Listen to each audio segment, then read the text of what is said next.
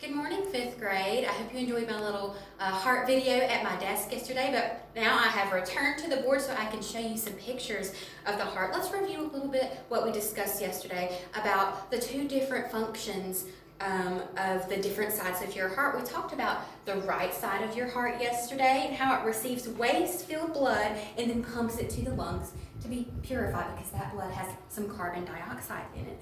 And then the left side of your heart receives that purified blood and then pumps it back into the rest of your body. Today we're going to talk a little bit more about how that left side pumps that purified blood back into the rest of your body and it flows from your heart, and that has to do with this right here. This artery right here is called an aorta, and it is the largest artery, in your body, and it extends out of this left ventricle right here.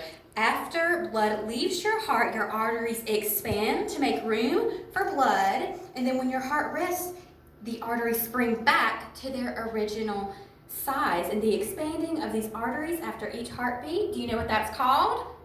It's called a pulse, and there's several different ways to check your pulse, and maybe you can comment and remind to show me that you're paying attention, the different ways that you can check your pulse.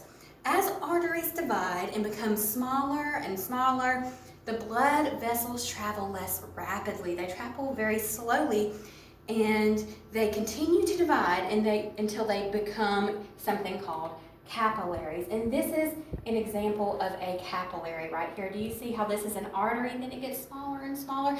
And these are capillaries right here, and they're actually microscopic. You can't even see them. They're so small that your blood cells have to travel one cell at a time through them.